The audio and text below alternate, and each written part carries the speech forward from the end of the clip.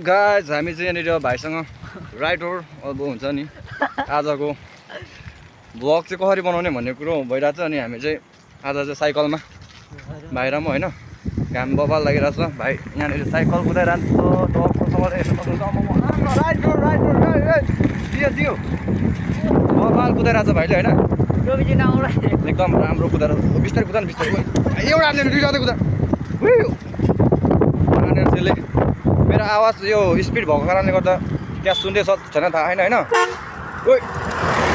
झन्डै लडाएँ हेर्नु सक्नुहुन्छ यहाँनिर हामी गइरहेको छौँ राइडर हेर्नुहोस् यहाँ राइडर कुदाइ हेर्नुहोस् न कुदाइ कत्रा कुदाइरहेको छ होइन। अब हामी राति खाल गएको सन्चरेबाट हामी राति खालको यात्रा लाग्यो गाइज। बाटोमा हेर्नु सक्नुहुन्छ यहाँनिर टक्कसँग लागेछ हेर्नुहोस् पछाडि साइकल सबैजनाले कुदाइरहेको छ। हामी टक्क साइकलमा राइट हेर्नु सक्नुहुन्छ घाम बबाल लागेर छ।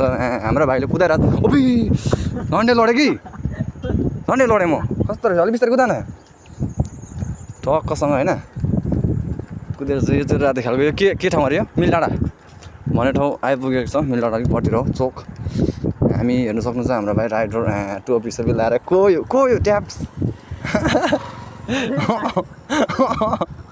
टक्क गइरहेको छ होइन। अबि बिस्तारै कुदा डर लाग्यो क्या अहिले कुदा होइन कुदाउनु म त त्यस्तो स्पिडमा त कुद्नु सक्छु कि डर लाग्दैन कस्तो कुदाउँछ क्या उठेर घच्याक भने डर लाग्छ हुन्छ नि।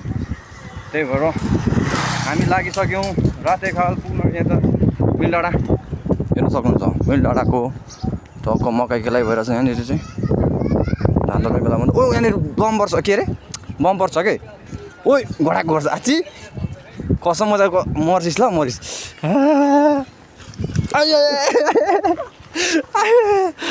कस्तो रहेछ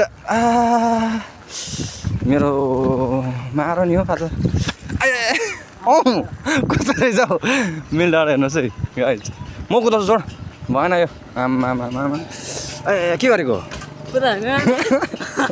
कस्तो रहेछ लगाइ म कुदाउनु गइरहेको छु यहाँ देख्नु सक्नुहुन्छ ल देखा हेर्न फेरि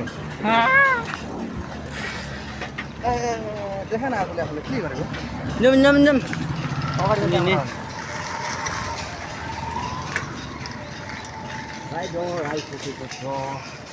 राइडर त मै हो कि त्यो पनि अब कस्तो त्यसमा हेर्न कस्तो ठाडो हुँदा यता हेर्दैन मुस्कान दिएन त हल्का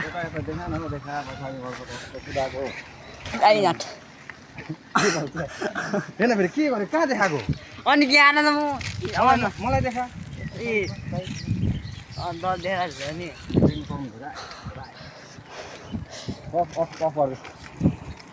किन भन्नु म